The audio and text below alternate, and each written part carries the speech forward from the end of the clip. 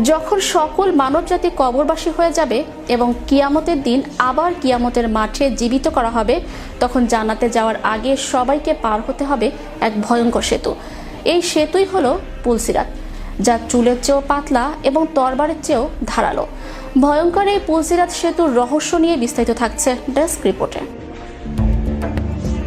যখন সকল মানবজাতি কবরবাসী হয়ে যাবে এবং কিয়ামতের দিন আবার কিয়ামতের মাঠে জীবিত করা হবে, তখন জান্নাতে যাওয়ার আগে সবাইকে পার হতে হবে এক ভয়ঙ্কর সেতু।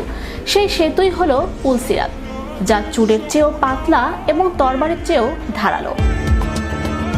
হাদিসে বর্ণিত আছে, সেই সময়ে চারদিকে ঘন অন্ধকার ও কুয়াশা ছেয়ে যাবে, আর মানুষ তাদের ঈমানের আলোয় নিজ নিজ পথ খুঁজে নেবে। সেদিন সকল মানুষকেই এই সেতু অতিক্রম করতে হবে, ধার্মিক হোক বা পাপী। হাদিসের বর্ণনা অনুযায়ী পুল সিরাত হবে অত্যন্ত পিচ্ছিল।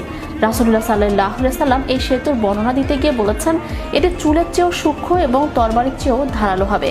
এর দুই পাশে থাকবে বড় বড় লোহার হুক বা কাঁটা, যা অপরাধীদের টেনে নিচে ফেলে দেওয়ার জন্য প্রস্তুত থাকবে। সেদিন চারদিকে থাকবে নিশ্ছিদ্র অন্ধকার, একমাত্র নিজের নেক আমল বা ঈমানই হবে সেই অন্ধকারের আলো। যার ঈমান যত শক্তিশালী হবে, তার আলোর জ্যোতি হবে তত বেশি। পুল সিরাত সবাই একভাবে পার হতে পারবে না। মানুষের দুনিয়াবি আমল বা কাজের ওপর ভিত্তি করে এই গতি নির্ধারিত হবে। যারা আল্লাহর অত্যন্ত প্রিয় বান্দা, তারা চোখের পলকে পার হয়ে যাবে। অনেকে ঝড়ের বেগে পার হবে, কেউ দ্রুতগামী ঘোড়ার মতো পার হবে। একদল মানুষ অনেক কষ্টে হামাগুড়ি দিয়ে পার হবে, তাদের শরীর হুকের আঘাতে ক্ষতবিক্ষত হবে। পুল সিরাতের ঠিক নিচেই থাকবে দাউ দাউ করে জ্বলতে থাকা জাহান্নাম। যারা কাফের, মুনাফিক বা বড় গুনাহগার, তাদের পা এই সূক্ষ্ম ও ধারালো সেতুতে স্থির হবে না।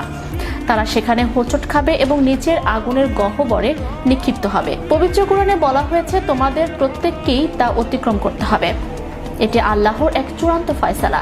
পুল সিরাত কেবল একটি ভয়ের নাম নয়, এটি আসলে আমাদের পরকালীন জীবনের প্রস্তুতির একটি স্মারক।